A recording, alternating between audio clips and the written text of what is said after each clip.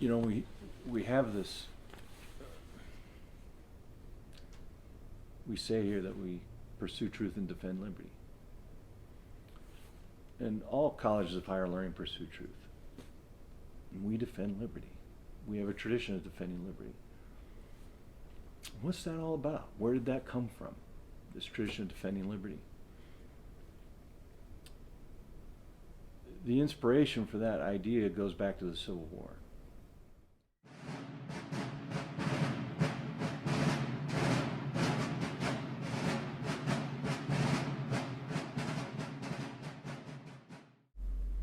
Pioneer years in Michigan were 1820 to 1840. These kids were born in late 1830s, early. So they grew up literally on the frontier as the frontier was just getting settled. Many of them grew up on humble homesteads. They didn't have money. Education was a privilege, but it was highly valued, and they worked and sacrificed for it. Right? And there were no privileges here. Students in the Eastern colleges had servants, not here. Our kids didn't even have furniture for their rooms. Right? And they worked and they labored. So that's the kind of people that came here, which explains why when the war came, they enlisted. So one of the things that makes our college distinctive amongst other colleges is the number of students that served. By my count, I have 505 students, Hillsdale College students, that served in the Civil War. All for the Union, all of them volunteers. All of them volunteers. Half of them became officers. 10 of them became senior regimental officers. 3 became general officers. 4 of them received the Congressional Medal of Honor. Our guys joined some of the what was called the most fightingest regiments in the Union. Luce, LaFleur, and McGee, they were the kind of men that we seek to educate. And they were the kind of men that put their educational principles into action by volunteering and enlisting.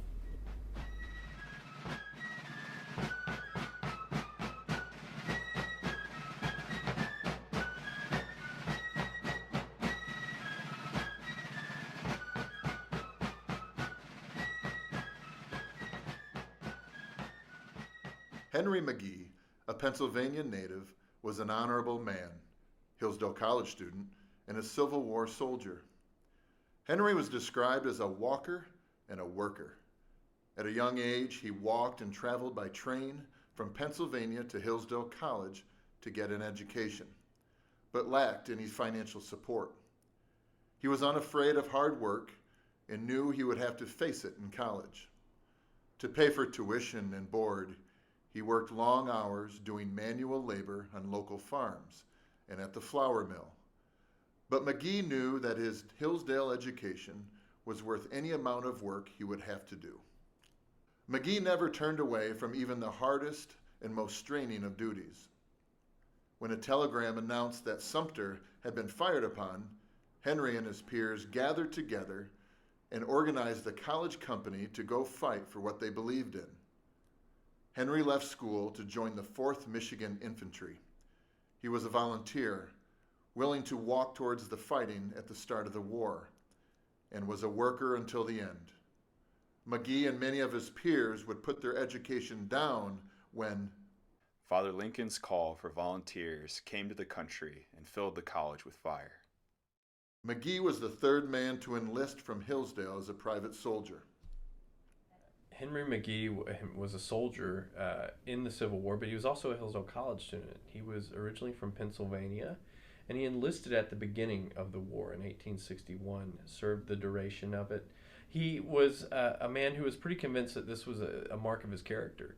He had to enlist not simply because it was a mere duty, but because it was what a good man should do. It was a man who understood that human virtue compelled him to do something more than merely staying in school or something more than merely supporting political causes. He had to go fight. That's what it meant for him to be a man. McGee and the students of Hillsdale College that took up arms to fight for the liberties they stood upon embodied a different kind of college boy. They were also different kinds of soldiers.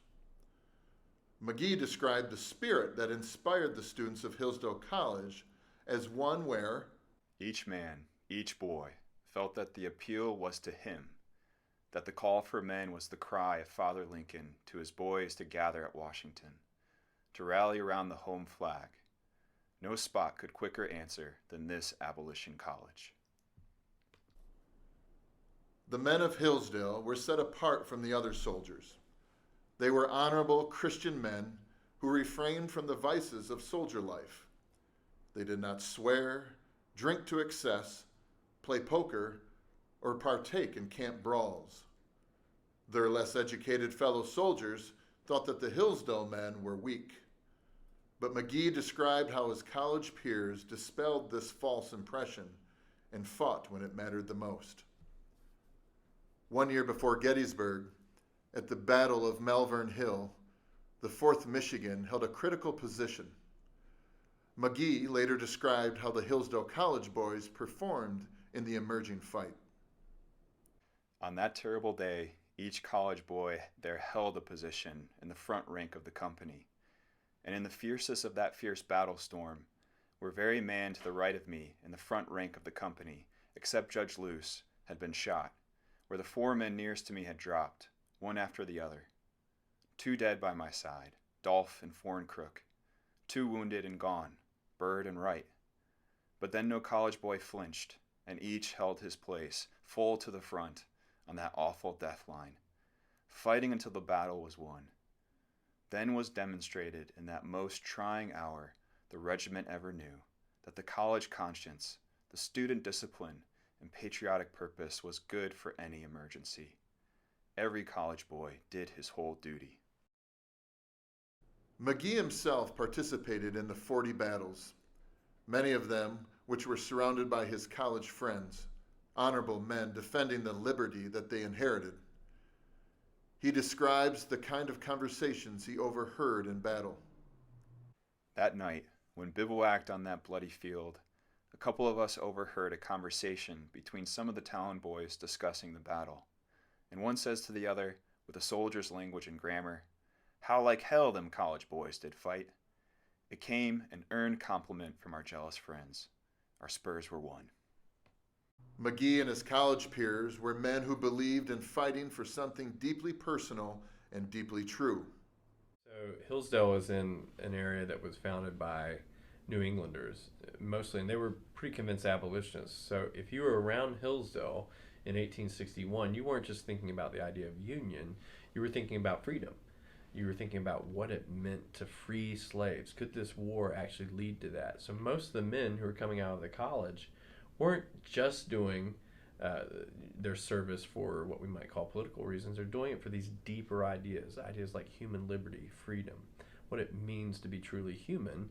For Hillsdale College students in 1861 meant that they needed to go fight for their fellow man. It's a fundamentally different way of looking at the war than other, even northern soldiers. McGee embraced his role as a soldier in the fight for liberty, following the call of Father Lincoln until the very end.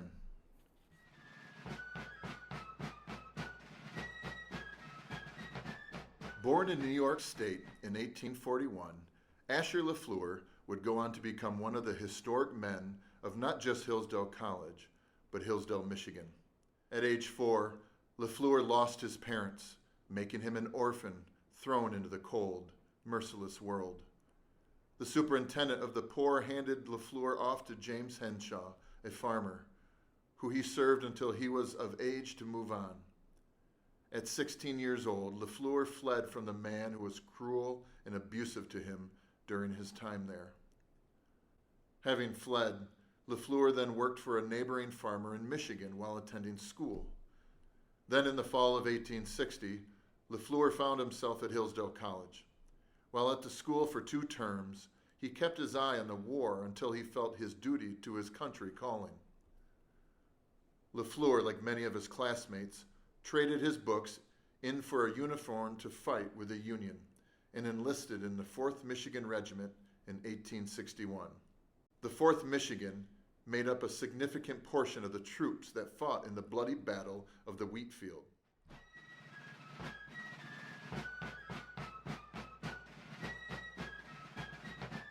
Henry McGee, another student named Moses Luce, and two other Hillsdale students kind of intersected in their experiences at the Battle of the Wheat Field. That was part of the second day of the Battle of Gettysburg, this huge, massive battle that happened in southeastern Pennsylvania.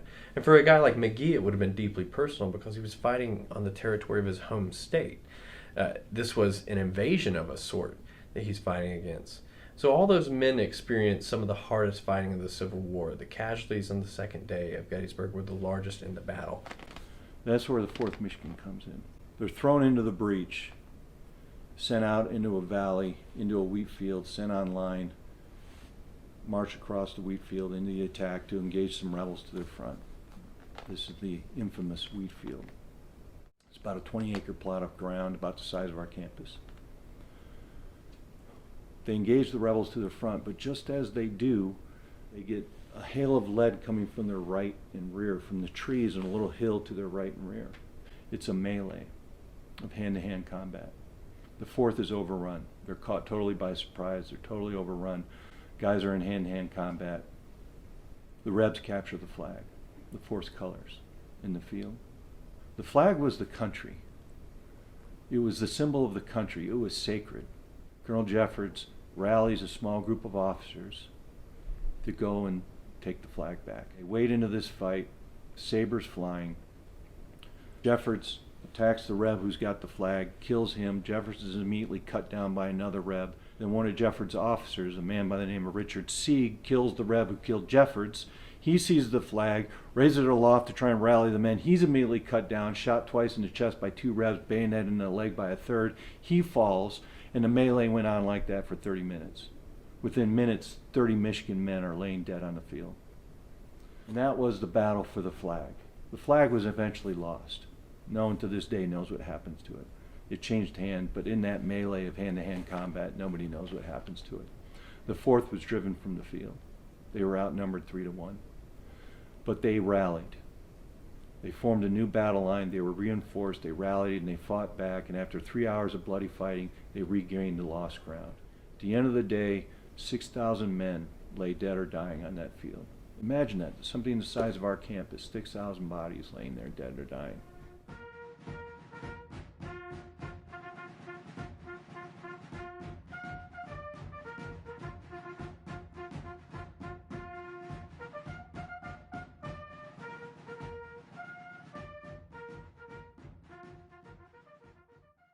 LeFleur continued to fight battles in Gettysburg, and in 1863 he suffered a severe wound to the leg.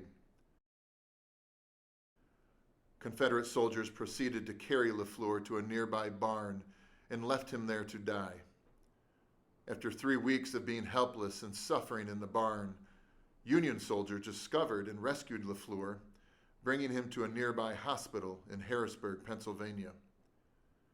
After receiving treatment, LeFleur didn't return home as many soldiers would have. He returned to service.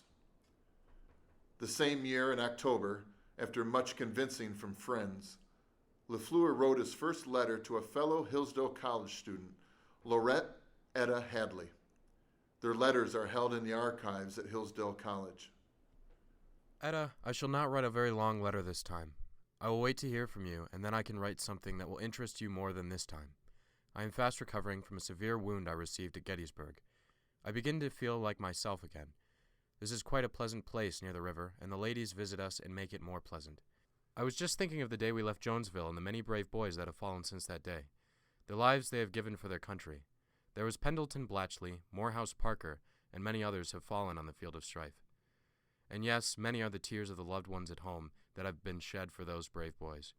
I will stop writing of those scenes as it may make you sad and my letter disinteresting. Etta, I will call this a poor letter, for such it is, and close with my best wishes to you and your folks. Etta wrote back quickly as to LeFleur's request, and a correspondence formed that shortly grew into courtship. Isn't it too bad after I have been so cheery, thinking of your recovery, they come and tell me you are worse? I do most sincerely hope and fervently pray that it is nothing serious, that soon I receive the tidings from your own dear hand that your limb is improving. The wind sounds mournful tonight as it whistles through the leafless branches, but it is in unison with my feelings. The mournful sound produces no jarring discord. I guess I have been too trifling of late, too secure of the happy future. But dearest Asher, tonight finds me the same sober girl of 4 months ago. Methinks I hear you say, "Why, Et, drive such feelings afar from thee?" Well, Asher, I will try to do all that you desire, and think of the brightest side until I hear from you again. Good night. Pleasant dreams. In 1864, LeFleur visited Hillsdale briefly, prompting a heartbreaking letter regarding his pain leaving Etta behind. I went to my chamber and cried like a child until, at last, sleep came, and then I dreamed that I lived by your side, happy and contented. Oh, happy dream, glorious imagination, would that it was a reality, and now was the time. But LeFleur knew his duty to country came first. I shall await that day with patience. I shall do my duty as a true soldier. I will brave every danger, no matter what. On May 10, 1864, during the Battle of Spotsylvania, LeFleur stayed true to his word.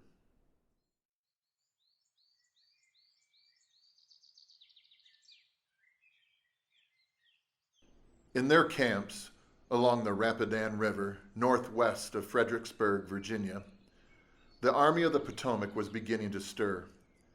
A new general had recently arrived in the area, Ulysses S. Grant. In this next campaign, Grant intended to destroy once and for all Robert E. Lee's Army of Northern Virginia, and to accomplish this, he knew many lives would have to be sacrificed. Among the troops in Grant's camps were the 4th Michigan.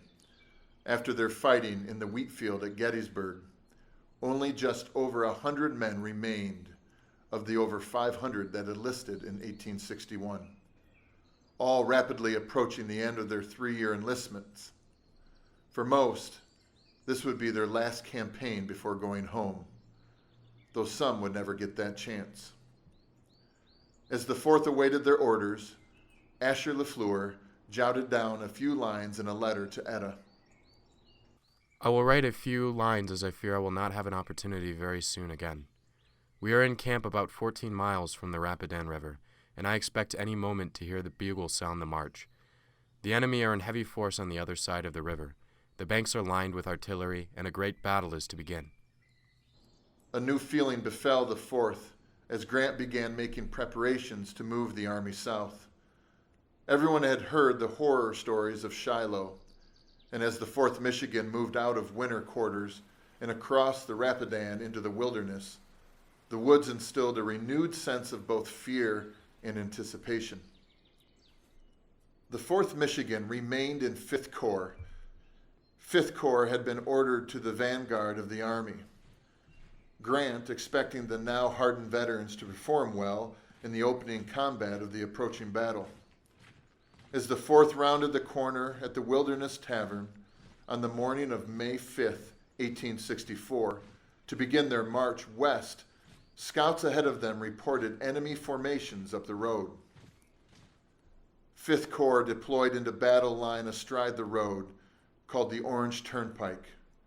The 4th Michigan taking up a position just south of the road, almost exactly in the center of the line. The woods of the wilderness were a tangled mess of shrubs, brambles, and young trees. Soldiers recalled barely being able to see 10 feet in front of them through the undergrowth. After trudging through the dense underbrush for about half a mile, the 4th stumbled out of the woods and into a clearing called Saunders Field. The field sat astride the road extending for 600 yards in front of them, sloping upward to a crest on the western side. Atop the crest, the men of the 4th saw a line of men in butternut and gray uniforms at that moment digging in. As the 4th, along with the thousands of other Union troops in the clearing, began marching at the double quick to close the distance. Confederate artillery atop the ridge opened fire.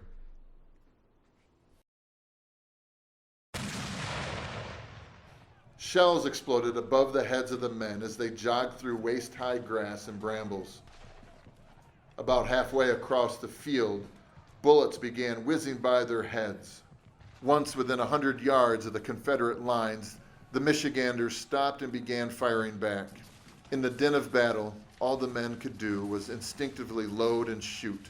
The 4th stood there in line, firing at the Confederates and taking considerable fire in return. After around 20 minutes of close quarters combat, the Confederate line buckled first. Just as the 4th reached the old Confederate line, however, they were hit by a strong Confederate counterattack and halted at the half-completed Confederate trenches. The 4th had just settled down into another intense gunfight with these forces when an entire Confederate brigade emerged from the woods on their left flank. Caught in a brutal crossfire, men began falling quickly. Captain Lafayette Young, a Hillsdalean, was shot and mortally wounded. The 4th Michigan began grudgingly retreating back across the field and into the woods they had come from. After fending off counterattacks from the Confederates opposite them that afternoon, the 4th began digging in. The trenches they dug remained there still. The next day, after even more hard fighting, the battle remained a stalemate. Instead of retreating, like previous Union commanders had done, Grant ordered a wide flank march towards his next objective, Spotsylvania Courthouse.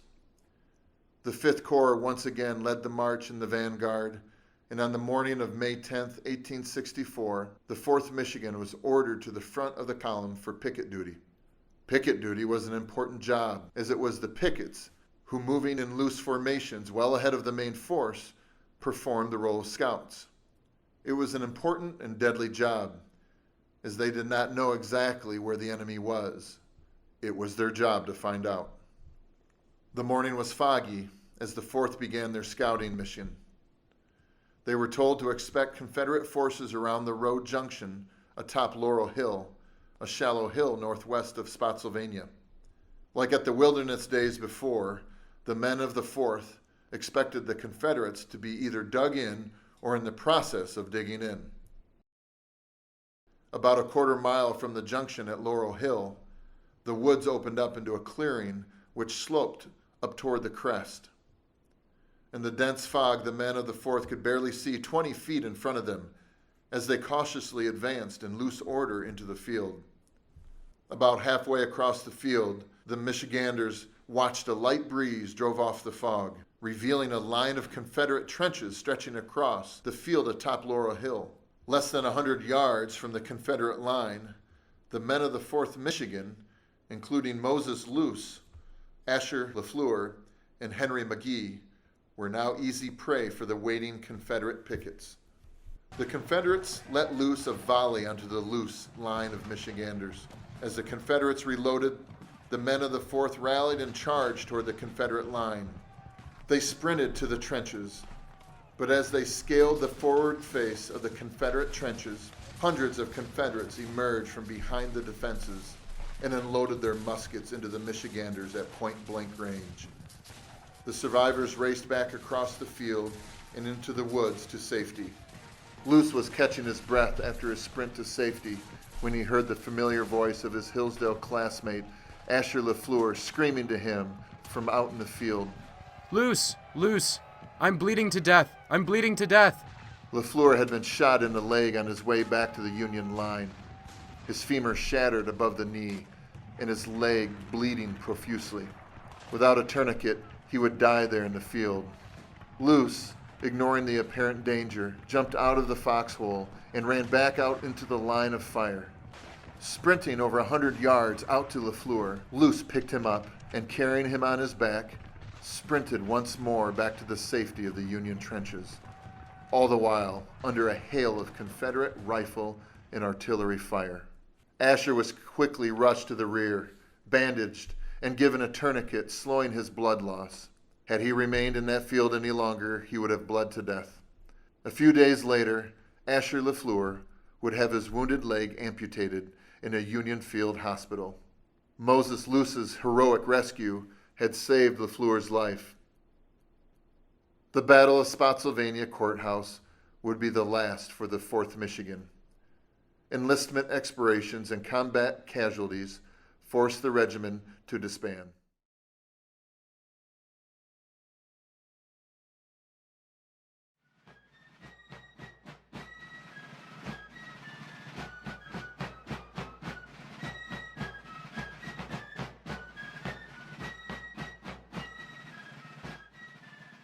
Some of our women were just like our men. They weren't just going to sit here on the home front. They wanted to get in the fight.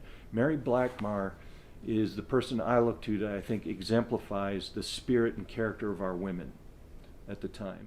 Mary E. Blackmar attended Hillsdale in the late 1850s. As a medical student at Hillsdale College, Mary was required to complete her training in a working hospital. But Mary did not want to train in just any hospital. She had a strong desire to do her part in the war effort, and she was determined to use her training period to serve as a military nurse. During the war, the minimum age for a military nurse was 30.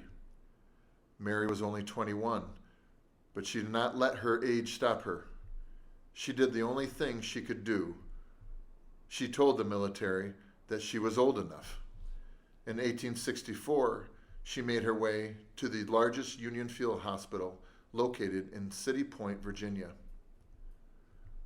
City Point saw much of the action, including the dreadful battles at Petersburg. The hospital housed over 10,000 troops at one time. While at City Point, Mary was in charge of a Confederate ward.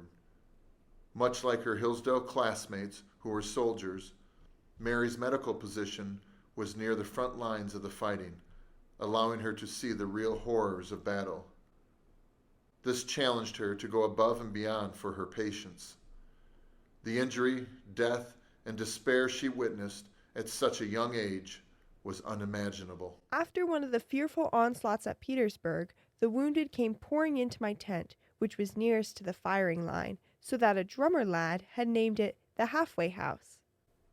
Mary's time at City Point was memorable for touching moments as well. The Hillsdale Standard printed a quote from the nurse about one significant time from the field hospital. Mary relayed the story of President Lincoln's visit with General Grant to Confederate soldiers. The soldiers pleaded with Mary not to leave their sides, fearing what Lincoln would do or say to them because they were the enemy. Lincoln went at once to a bedside. He reverently leaned over almost double, so low were the cots, and stroked the soldier's head, and with tears streaming down his face, he said in a sort of sweet anguish, "Oh, my man, why did you do it?" The boy in gray said, or rather stammered weakly, almost in a whisper, "I went because my state went." President Lincoln went from one bedside to another and touched each forehead gently.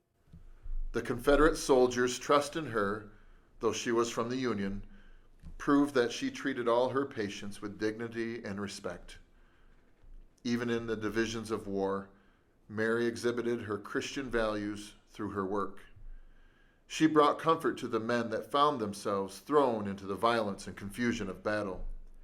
Though they were Confederates, Mary worked tirelessly to treat their wounds and show them mercy. One of Mary's most remarkable achievements was a particular instance where she saved a soldier's life.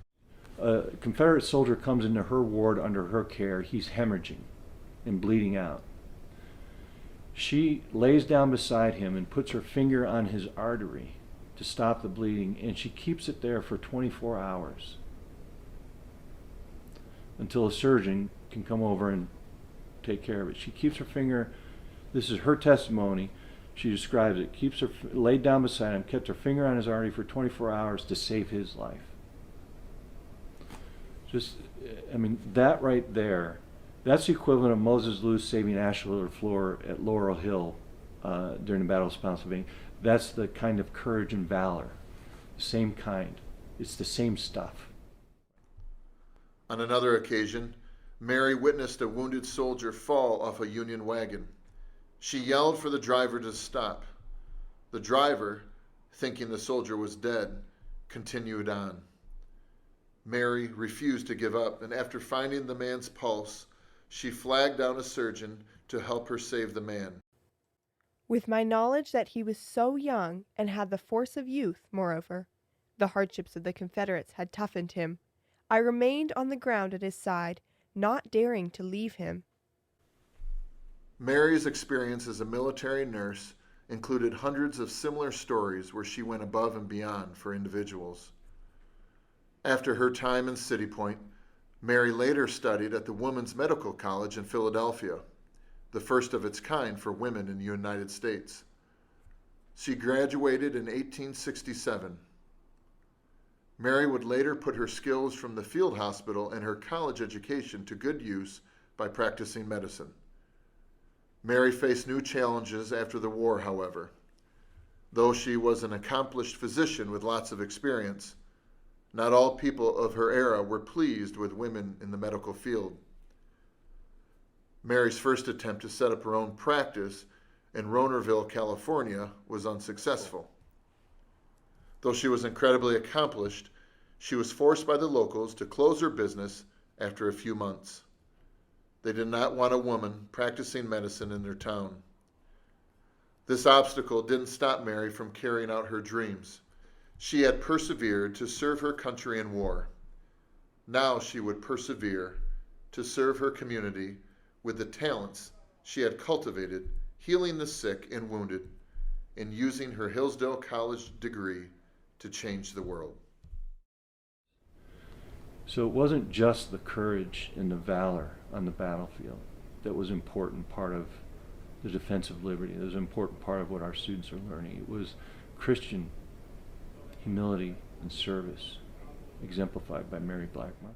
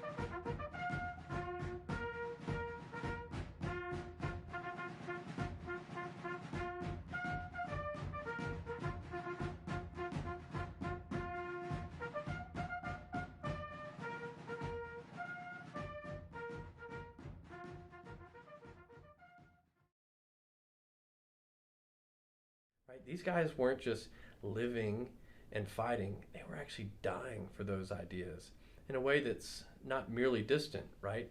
It's personal. You and I, we all enjoy freedoms precisely because guys like Hillsdale students went and grabbed guns and fought for the basic idea of human liberty. Among the men who fought in the 4th that day were Hillsdale College students. Asher LaFleur, Moses Luce, Henry McGee, and about a dozen others. But the battle for the flag was a small but significant and symbolic moment. And on the field, soldiers saw the fight for the flag. It was inspiring to them. It helped them rally and fight back.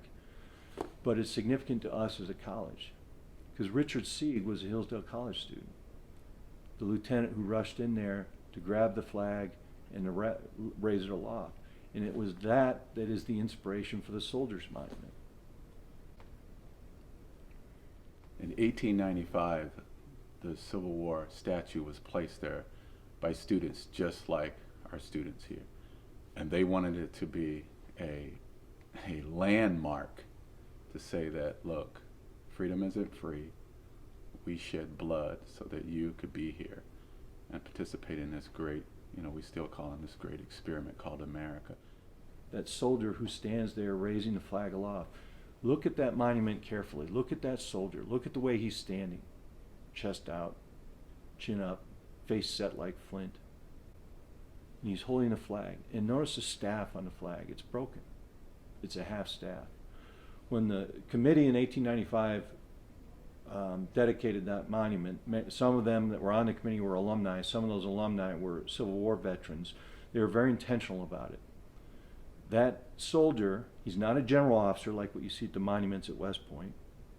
He's a soldier, and he's not a soldier standing at guard or sentinel or anything passively.